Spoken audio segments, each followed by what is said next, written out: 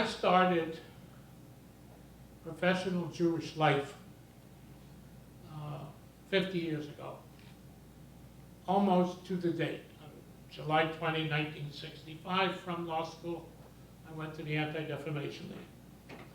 And before I took the job, I studied the Jewish community. I tried to understand Ma'omed, if I might, what do I face?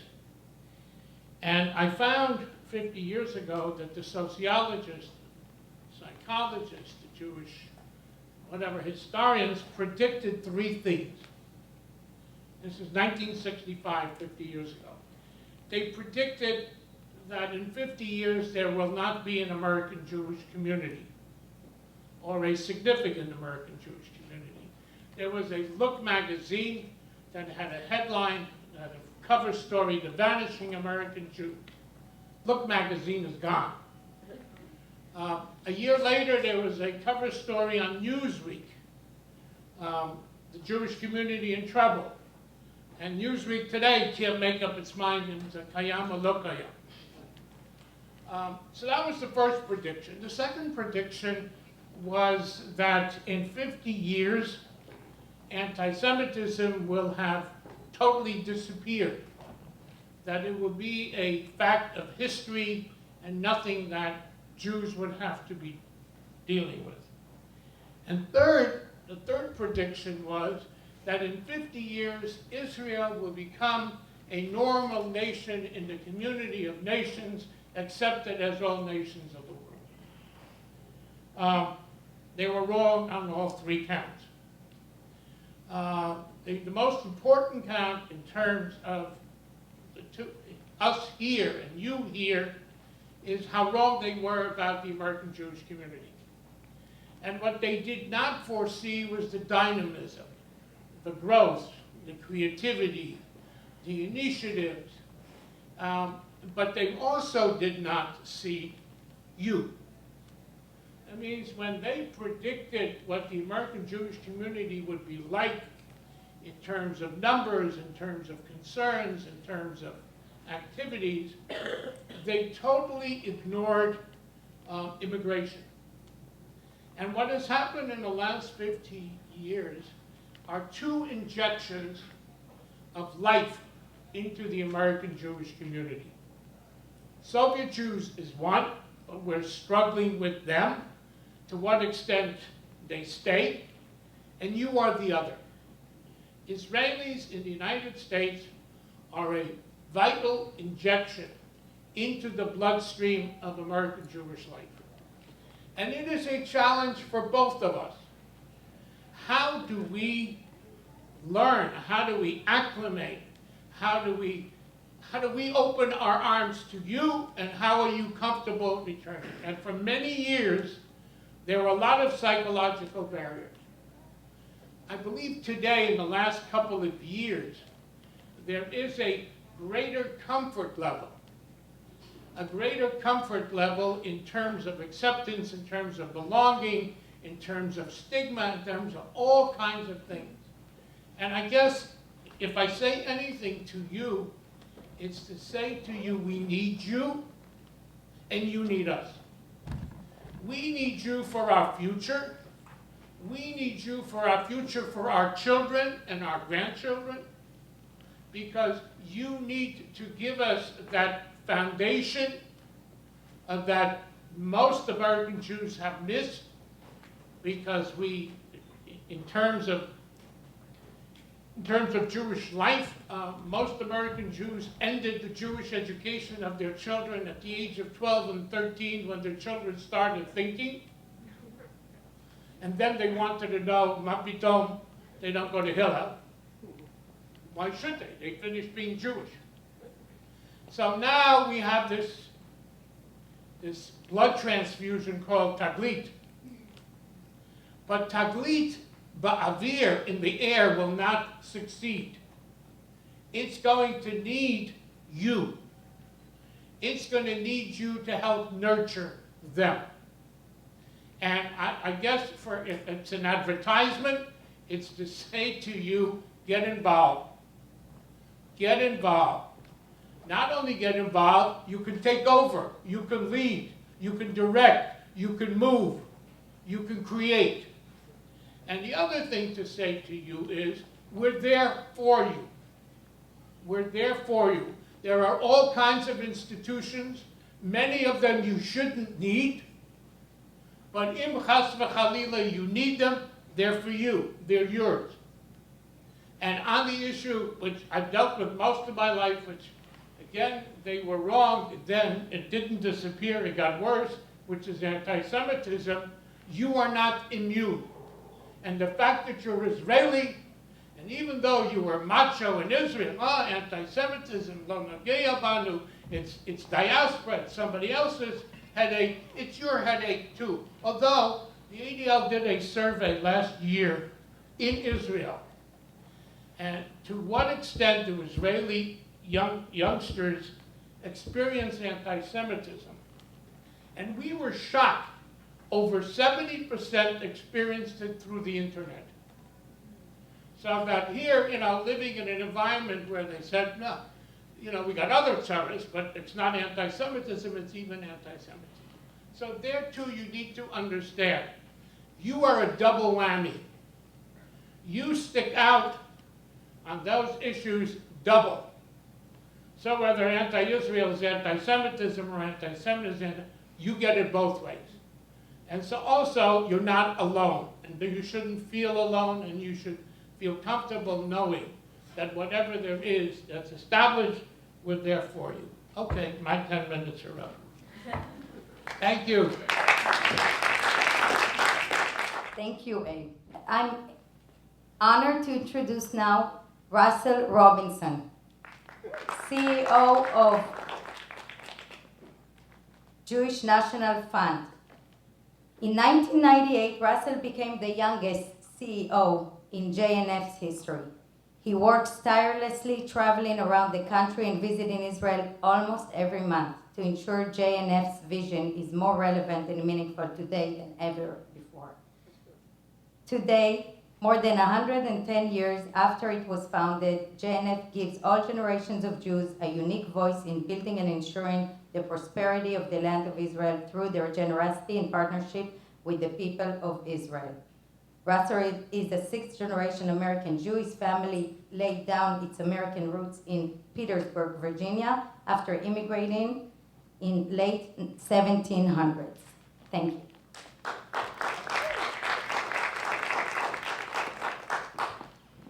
So thank you for inviting me here to address you as well, after my great hero, Abe Foxman, as well. And I think that the words that he gave is really, I'm going to amplify on top of it. This conference, what you had yesterday, what you have today, the organization that you have, is the victory call that we must have out into the world. The victory call is because Israel is no longer a land of the exiles. Now that's a new reality, because here in the United States we grew up, we were weaned on Israel's existence was only moments away from ending. We grew up on the idea that there was going to be another war, and we had to prepare ourselves in the fundraising field to make sure that we were there. But we are here as an American Jewish community, as an Israeli-American Jewish community, as an Israeli community, as a diaspora, with a new reality of Israel, a reality of victory. And the victory is you in this audience, it's you and your families, it's the people around, and it's one of the things that we are scared of most. Because we have to, as a people, seem to only want to respond if our existence is almost at an end. But we have to celebrate if we want our children to be involved in this winning formula called the Jewish people. If we want our children to be involved in the connection to Israel, that puts also the responsibility, as Abe said, onto your shoulders now as well. Because for years we were dealing with that dynamic of what is the Israeli-American community? Is it here for 1 year or 15 years? Is it something that we should talk to or not talk to? The reality is that you are here. Hundreds of thousands. And the more reality is that your children are here. Now, you can organize other organizations, and you can work to help out your community of Petah Tikva or of Lod or Yavna, or you can decide that you're going to be part of pushing the envelope into the organizations of this community, be it ADL and APAC, be it Jewish National Fund or UJA. Those opportunities are for you to say that you want to be part. And this 21st century involvement of you and us is the most important moment of our time. Now, you can sit on the sidelines and decide that you know better, but I have to tell you, the sidelines is nowhere that's going to shape this community. If you are at all impressed with anything, with ADL, with APAC, with Jewish National Fund, with our organized life of JCCs, you're here in this building, that did not happen by people being on the sidelines. It did not happen from organizing those little shtetl opportunities that are important to you. So Jewish National Fund, from Zionist education, which we're deeply involved in, yes, even if your kids do nothing more than involve themselves in putting a coin in a blue box or planting a tree, don't forget the opportunity to train them and teach them about tzedakah at an early age. Or in high school, where we have an American high school in Israel, for a semester abroad academic experience at Alexander Muss High School in Israel. So if your kids are not going to a Jewish day school, sign up for Alexander Muss High School in Israel. Get the Israeli community to understand, yes, I have family there. What do they need it for? They need that 6, 8 weeks, 3-month opportunity to be in Israel, academically learning, so that they can become leaders on the college campus. And yes, on the college campus, it's a terrible environment, and I know yesterday you spoke with the whole issues of BDS and the movements of anti-Semitism and anti-Israel on college campuses. But I'm going to challenge you. College campuses don't care about Iran. They don't care about anti-Semitism. They don't care about the BDS movement. They do care about drugs, sex, and rock and roll. In 1965, that was the only thing predicted that's still around. Now, that means that we have to be relevant. And relevant on college campuses is not talking to a young person who's a freshman, sophomore, or junior in college about how terrible life's going to be, how much everybody hates you. Maybe it's talking about an African farmer who's bringing food onto their plate because of a technology created in a place called Israel. Israel makes the world a better place. And if we stand up and put that flag in and be proud, I believe that songs will be singing around it. And be involved in Jewish National Fund in Israel. Be involved in bringing 500,000 people to the Negev, 300,000 people to Galilee. The 21st century pioneering spirit is still here. It's not 1948. It's not 1956 or 67. But it gives you that opportunity to still put fingerprints in that land of Israel, not because you were born there, and not because your families are there. That doesn't give you a card that says, I get to pass. If you believe in Israel as a central part of our existence as a Jewish people, then be involved. Don't allow your fingerprint not to be in that soil. Thank you. Thank you for joining us for this panel discussion for focusing on the relationship between Israeli community in America, the Israeli community in America, and the Jewish American community. What I would like to ask is if you could please share with us the definition of Jewish peoplehood. Also, what is the vision and the mission of this committee? And what is the current picture you see of the relationship between Israeli and Jewish American communities? That's all? For a start. First of all, it's such an honor to be here. Thank you so much. And also to be on this panel. Jewish peoplehood. It's almost the kind of thing, you know it, but what is it? I like to think of it as the concept of us as a Jewish people that transcends all the denominational differences, the cultural differences, geographic differences, and really goes to the shared history, the shared values, shared destiny, and shared responsibility that we all have to one another. That there's a strength in the Jewish people that transcends all our differences, and that there are common bounds among all of us that are to be celebrated, that are to be shared, and that are inspiring, that enrich our lives, and in turn enrich our greater community and the even greater communities that we live in. A vision. The vision that I think I have, that I think at UJ Federation that we try to put forth, is a vision that some people call it the big tent, and I've been on emails lately criticizing the big tent.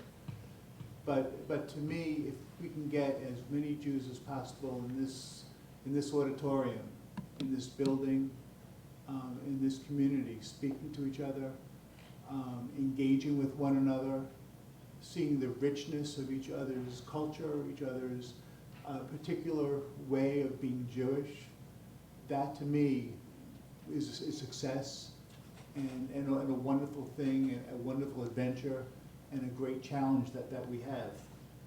On the relationship between the American diaspora Jews and the Israeli American diaspora Jews, I think Abe and Russell really hit the nails on the head. The Israeli community here in New York is one of the great groups that has come into the New York community over the last 20 or 30 years. I think it's remarkable that we're seeing a second generation of Israeli American Jews in places like Sheepshead Bay and Mill Basin, in New Jersey, here in Manhattan, throughout. And it's that richness of our community that continues to thrive because of people like you. I think we have a lot to learn. We non-Israeli diaspora Jews have a lot to learn about the Israeli diaspora, the particular issues that you face, the challenges, what it means to have done a reversal there, to have come out of Israel, and the pressures, what it means when you have a Gaza war going on like last summer, and as personal as I feel it, how deeply personal it is to the community. I remember being in this auditorium when we had a memorial towards the end of that conflict. And I do believe that there are challenges, both cultural and institutional challenges, to the Israeli Americans still being part of the greater community. Abe and Russell spoke about them. The concept of tzedakah extending beyond just the four walls of your own community, your own shul or neighborhood, to the greater community. The concepts of belonging, not just to the organizations that Moat Tzad does such a wonderful job of being an umbrella for, but the greater community. So I think there are challenges on all ends, but it's very exciting, and I think having this conference is a testament to that. Thank you. Thank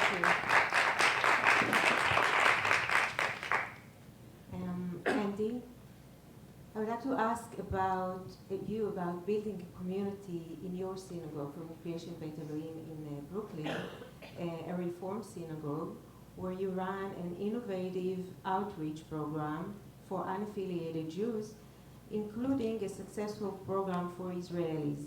If you can tell us a bit about your community, about your program, and the Israeli-American aspect of it.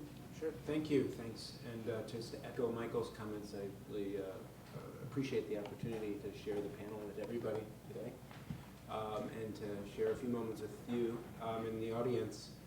I guess I'd begin by saying that in my work as a rabbi in the Jewish community, I was trained to try to think in broad historical terms, going all the way back to my undergraduate education at Wisconsin. Learned from a great German Jewish historian, George Mossy, who really taught us to look at the Jewish world and at Jewish history in very broad terms.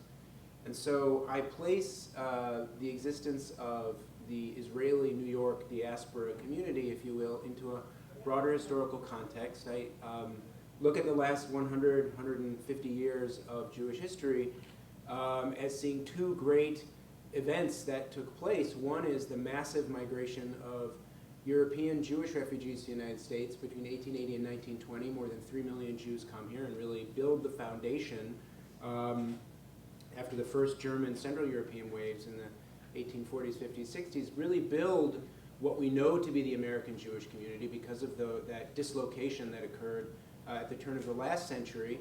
And at the exact same time, a very small, a much, much smaller, insignificantly small, a number of people were Zionists and decided, as George taught us, as a kind of revolution against religious structures, the Zionists really tried to supersede Messianic Judaism and go back to the land of Israel and restart Jewish history in a whole new way. And we haven't really fully understood what that means, I think, until our own generation. So American Jewish communities ordinarily structured themselves on hiring Israelis to teach in Hebrew school. That was mostly our orientation. We would either go on trips to Israel or hire Israelis to teach in Hebrew schools or Israelis to be at summer camps. Until we began to see a larger and larger numbers of Israelis moving to the United States, if not permanently, then certainly for a very long period of time, kind of a long-term temporary status. And I really wanted to look that right in the face and try to understand that Israelis were moving here at a time in which now demographers tell us there are more Jews who are living in Israel than are living in the United States. If it's not equal, it's a little bit more toward Israel. There are more Jews who speak the Hebrew language than there are as a majority in the world of Jews. And so we've had a complete reorientation, actually, to Jewish history that Israel has given us, which means, therefore, that I don't necessarily accept the assumptions that were made by our keynote speakers that the goal should be necessarily to find places for Israelis in existing American Jewish organizations. Obviously, if one is inclined to be involved in an existing American Jewish organization, more power to you. I think that there's a lot of benefit as an American Jew to joining those organizations. On the other hand, what I saw among Israelis living in Brooklyn, where our synagogue was a very strong desire to do programming of and for and by Israelis. There's a different identity valence. There's a different language experience. There's a different cultural experience. Growing up Israeli in Israel is not like growing up as an American Jew in America. And there isn't one way to be Jewish. There isn't one way to be Israeli. And so using just a classic community organizing technique, we invited Israelis into the synagogue and basically asked them a very simple question. What do you want? What do you want for your families? What do you want for your children? What do you want for themselves? And in the same way that American Jews, to the degree that they themselves could answer that question, we provided that opportunity for Israelis. And what they essentially said to us in our community in Brooklyn was, we want a Hebrew language programming. We want education for our children that's decidedly secular and not religious. And we want opportunities to be with and to network with other Israelis. We feel in a way that we have a kind of connection to American Jewish identity, but really we have a connection to Israeli Jewish identity, or even Israeli identity, not even necessarily a Jewish identity, but to this concept of Israeliness, which is a term that gets thrown around some, which is an intriguing term. And so we welcomed people in and really just gave them the opportunities, parents, children, and then gave them opportunities to gather, especially on Shabbat, in ways that were much more in tune with the way that secular Israelis gather on Shabbat, not necessarily by coming to services and singing songs from a Siddur and having a rabbi with a tallis around his neck, giving them a drasha, but rather getting together, having a nice meal, drinking wine, singing songs, eating food, and having this be a kind of a multi-generational, open, secular experience like the Shira B'Tzibur kind of experience that I'm sure is known to a lot of you. We found that this was enormously successful, and we actually found, interestingly enough, that the attraction pulled in the other direction. We found fewer Israelis coming to, if you will, the classic structures of American Judaism. That is to say, fewer Israelis came into Shabbat services, but far more American Jews went into the Israeli Shabbat experience. They found it more open, they found it more energizing, they found it more creative, and they found it to be associated with the kind of positive Jewish identity experience that they had had when they had gone either on a birthright trip or on a summer trip, or when they had spent their semester or their year abroad. And in a way, you could argue that this was ultimately one of the longer-term goals of, one of the many longer-term goals of Zionism, which was to recreate a way in which the Jewish people could define themselves and see themselves through a new culture, through the modern Hebrew language, and through a way of identifying that was a new kind of structure, a new kind of way of being Jewish. So, you know, in short, I'd say classic community organizing techniques and of asking people what they want, empowering them to do of and by and for themselves, and to not be afraid of recognizing that every generation of Jews has an opportunity to create a new paradigm of Jewish existence, and to be confident that the traditional pillars of Jewish life, of learning, of language, of education, of seeking a connection to a higher being, as long as those structures are always there, then Jewish communities will always be there as well. I think it's very interesting for us Israelis living here to be exposed to this variety, pluralistic ways of celebrating being Jewish. You don't have only one way, you have so many ways that each one can find his own way to connect. And as Andy just described, the special programming and approach in his synagogue. And now we'll move on to Steve. Steve, good morning. And as a principal of a Jewish day school in New York, you have a daily interaction with students and parents coming from both Israeli families as well as the Jewish American families. Can you paint us a picture of the dynamics between the American and Israeli students, and also the relationship between the Israeli and American families? As I know in Schechter there is a lot of sense of community. תודה רבה, בוקר טוב, ברוכים הבאים וברוכים הנמצאים. And that's my point. When you first arrive, you are our guests. You are our honored guests. We are your hosts. It is our job to make you feel welcome in our home. Then the relationship shifts and you become our partners. And we work together towards goals that are important for both of us. And then you become the hosts and a new group become your guests and you welcome them. That's the way we see the work of welcoming the Israeli community at the Solomon Schechter School. I would say that there are two sides to the equation of that job of welcoming and inducting and transforming you into partners and eventually leaders in the community. One is just being the school that we are. After all, parents who come looking for a school for their child want it, first of all, to be a school. They want a high quality education, and they want value for their money.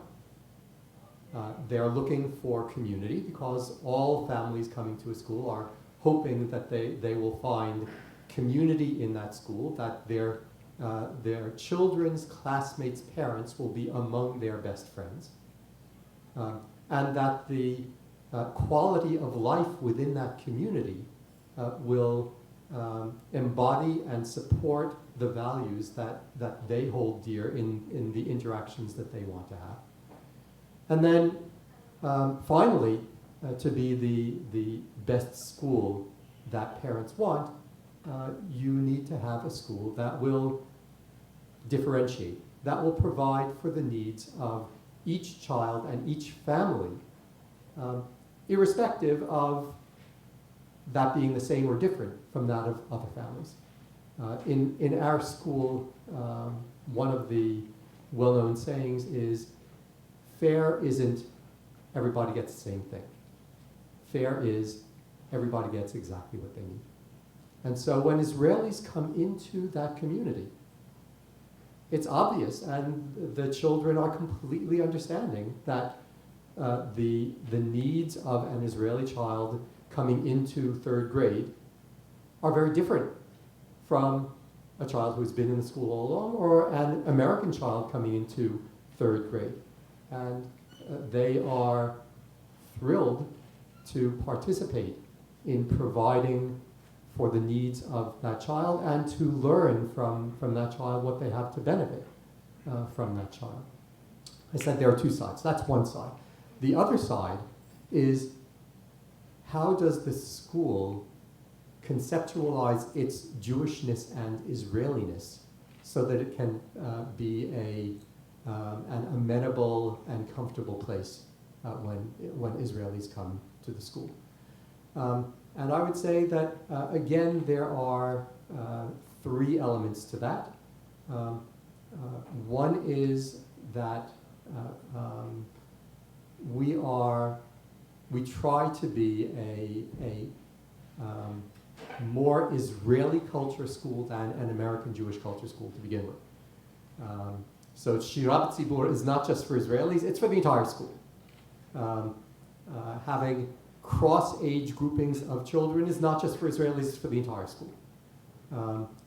Having Israeli artists as the mentor artists whose works we imitate and copy, alongside the classical artists.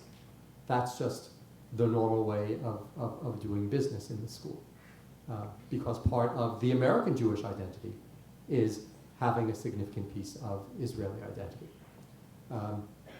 Another part of it is the way in which we construct religious life.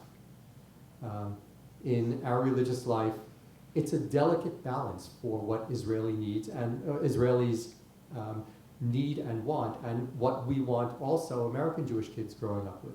So we want to be a welcoming community.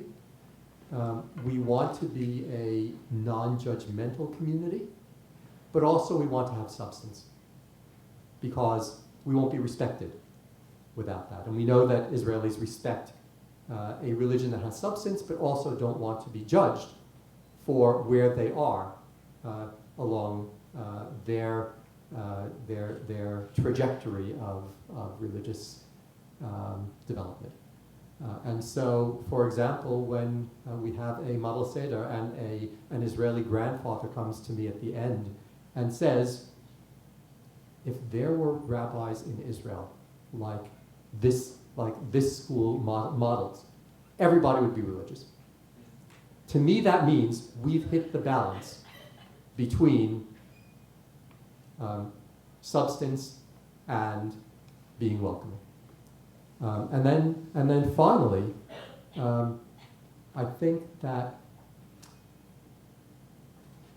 in the political realm, everything's heating up.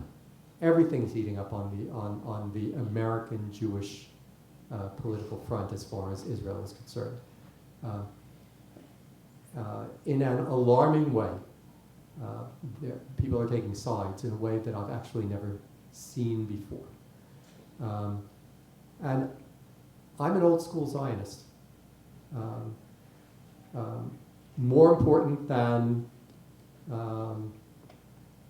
whether there will be settlements or not settlements, whether there will be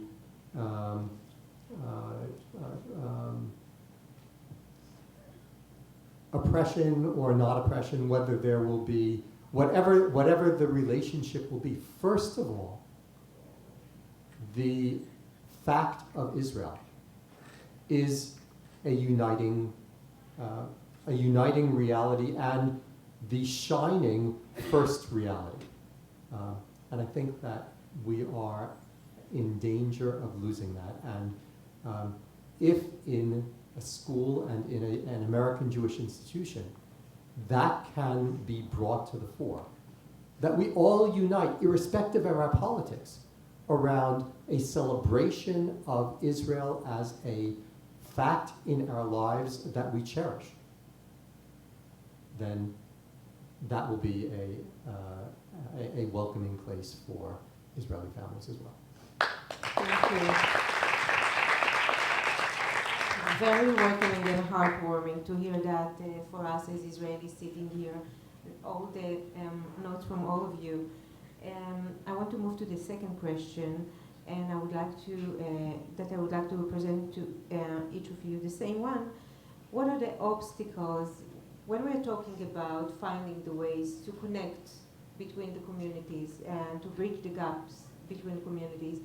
What do you see is the main obstacles and the main challenges for this relationship? If we do want to connect, we want to have our own programming from time to time and in some places, but we also want to create something new. We also want to create something that will be inclusive for all. Working towards that, where do you see the main challenges and the main obstacles to bring these two communities together? Michael. Thank you. The dangers of being closest to a knot. I found very interesting something that Andy said about how this is a community that wants to have its own identity, continuing its own programming. Moetzah's testament to the diversity of organizations just focused on this community, right? But I also want to let you know that Moetzah is funded by UJA Federation of New York. Shira B'Shishi at CBE, funded by UJA Federation New York. The Israel leadership work at the Hebrew, at the HES in Canarsie is funded by UJA Federation in New York. The Celebrate Israel parade that we just had is funded by UJA Federation of New York. It's not a plug for UJA, although that's not such a bad thing. But I think the point I'm making is that the community, the New York community, is there with actual dollars, as well as people and a time commitment to this aspect of our community. But I do think, to be honest, and perhaps a little controversial, I do think there's a challenge for this community to also be a part of that. It's not just a UJA Federation or any other JNF or any other organization to be coming and doing for this community. It's about this community not only doing for itself, but doing for itself to do for the greater community. I think that's a very important part. To me, there are enough groups in our community that are insular, that don't want to be part of the greater group, and I think we as a greater group suffer because of that, and we're not as rich as we could be because of that. But I think that's I think that's something that we've seen in the Russian community. We've seen that building over now 20, 30 years. We've seen the Russian community building a leadership infrastructure as you're doing here, and now being part of the greater community, being part of community-based organizations. And while I live in a small corner of Westchester County, while it's important for me to be part of that community and be part of my shul and all that, to me, I always feel that my challenge is to be part of the greater community and to really balance both. And it's hard when you have your family and you have your job and you have everything else going on to do that. But to me, that's, I wouldn't call that there's an obstacle. I think there may be an obstacle to the extent that the Jewish establishment here in New York may not quite understand yet the Israeli community within its midst. Okay, I don't think we quite understand the experience of being here, and I don't think we're really understanding the experience of the second generation, the generation that's learning how to speak Hebrew at home, that has an affinity for Israel, but has not grown up in Israel and is growing up here in America, here in New York,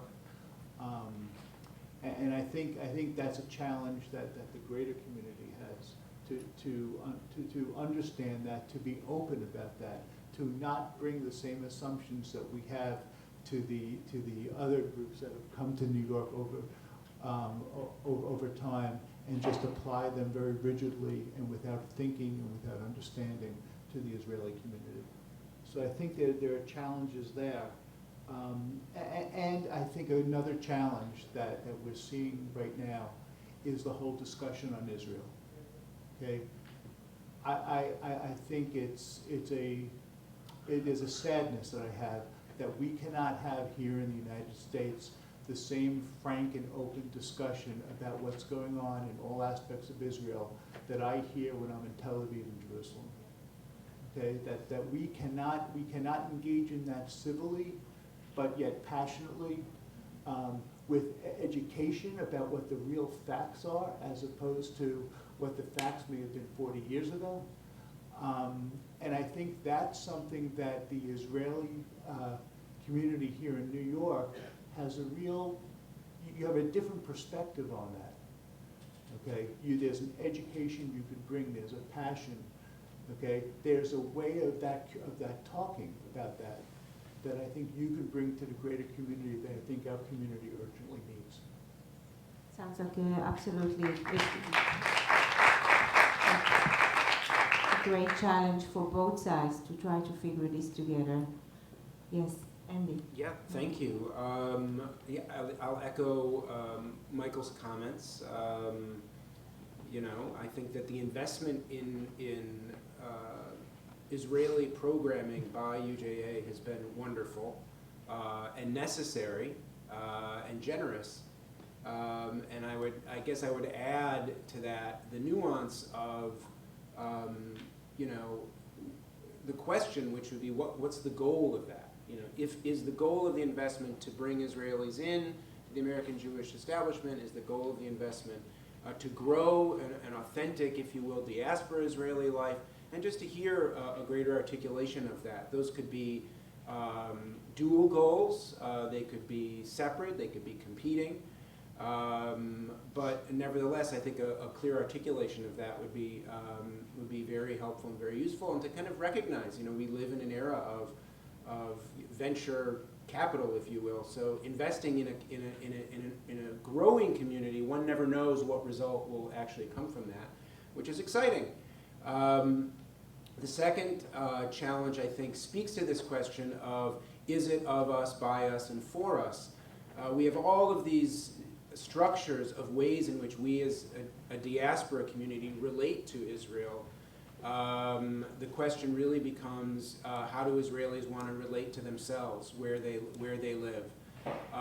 So there is this whole other question. I'm not quite sure where it fits. I'm a little naive about the Moatzah, I will admit. So I'm just not quite sure where something like the IAC fits into all of this, because that's its own national Israeli American council or organization. So on the same day that you had the Israel Parade, you had this great IAC festival on the West Side, which was amazing. It was thousands of people, and Rita, and there was a UJA table, but it wasn't a UJA event. So you've got this very exciting time of a lot of different initiatives happening. And so I think one of the challenges, making sure everyone is around the table talking with each other about it and what it all means. I think that's crucially important. One has to remember that as influential as we Jews are, we're still pretty small. So the degree to which we can make ourselves sit around the table together despite our differences, I think is really important. And then I'd also echo politics. I think that one of the great disconnects is that you cannot yet fully speak openly about Israel in traditional American Jewish organizations in the way that you can inside the Israeli Knesset, inside Israeli newspapers, inside Israeli cafes, and so there is a massive disconnect between the way American Jewish organizations represent what the conversation about Israel is and the way Israelis themselves are comfortable talking about it. And I think it's a serious problem. You see it at the highest levels of all Jewish organizations. You see it in the Conference of Presidents. You see a desire to keep out certain voices. You see it rear its head in all sorts of strange ways with the Celebrate Israel parade, who can march, who can't march. You see it at Hillel with, can student groups that are Jewish and critical of Israel be on a Hillel board? And in a way, the way in which we approach it as American Jewish organizations, I think, is a head scratcher for a lot of Israelis. What are you afraid of? What are you afraid of talking about? And I think that creates also kind of barriers and challenges to dialogue. There's a lot to, we admire the self-confidence of Israelis. We admire the ability of Israelis to defend themselves. I think we could mirror a little bit more of that self-confidence in American Jewish organizations and be less afraid to talk about certain things. And I think to model that for young people, which I think is one of the great challenges that we face. Young people turning away because they feel like they cannot speak openly about what their questions actually are. And then the last thing I'd say is I think the whole conversation about Israel in general is skewed, primarily because we haven't really figured out how to just come to terms with the fact that there is still, 67 years after the founding of the state, still no peace. Nearly 50 years since the Six-Day War, still no real headway toward a two-state solution, and a feeling of just complete confusion about what the way forward actually is. And then the last thing I'd say, just to name something which I think is true, which is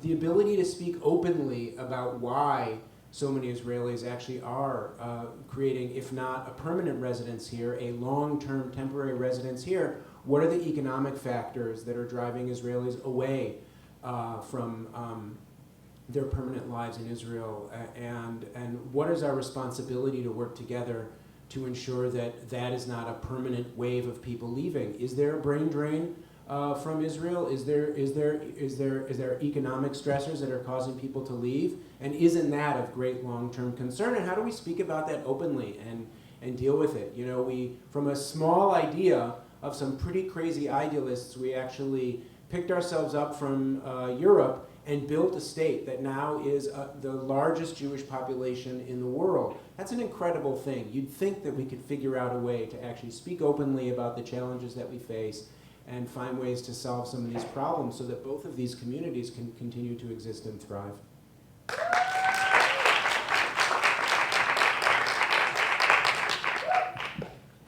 Thank you, Andy.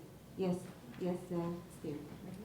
I began my answer to the previous question from the interpersonal, and then it grew from there.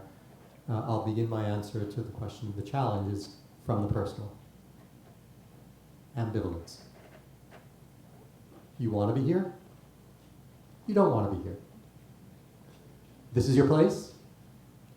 This is not your place. You are not, how long are you going to be here? You are not alone.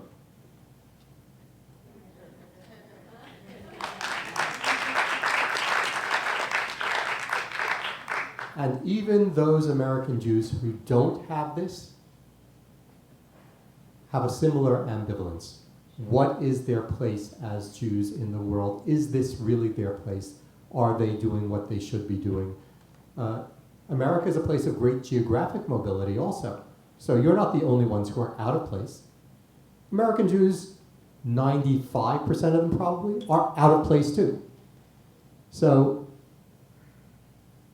it's a challenge, but it's a shared challenge. It doesn't have to be a private challenge. It can be a challenge that unites us rather than divides us. Challenge number 2. I'll speak from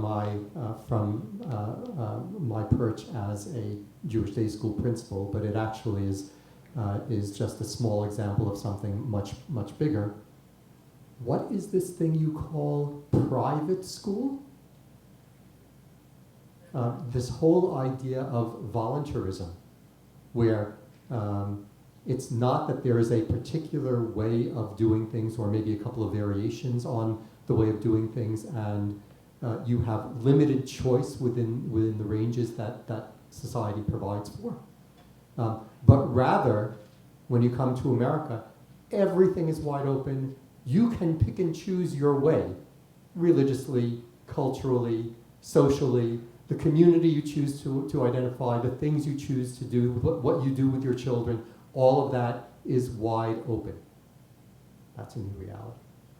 That's not only is it a new reality, it's a different mindset from the one in which you were educated. It's really hard. It's a challenge. That's frankly a challenge that I think only time solves. I don't know, I haven't seen any other way of getting to the point where Israeli parents will say, again, to go to my particular example, tuition, sure, and how much can we donate as well? That's just not part of the Israeli reality in their first few years here, but several years later, we begin to get to that conversation, which comes earlier in the trajectory of an American family, an American Jewish family in an independent school. And then finally, since everybody's spoken about politics, I'll speak about the polarization as a challenge as well. And I'll go back to the same point I was making in answer to the first question. The reason the debate is robust in Israel is no one questions anybody's allegiance to Israel. No one in Israel questions the other person in the debate's fundamental allegiance to Israel. Yes, we're going to disagree about how to make Israel a better society, an ideal society, a society that solves its political problems, its geopolitical problems, its military problems, its social problems, etc. We'll disagree on all that. We'll fight tooth and nail about that. But underneath it all, we are all deeply committed to the existence of Israel, the improvement of Israel. We just have different ways of thinking about how to achieve that. That common assumption seems to be lacking in the American Jewish debate. And I think you have a contribution to make to that. I think that your unshakable and unquestionable commitment to Israel is something that we can learn from. And your ability to talk across political divides is something that we also need to internalize. Thank you. Thank you.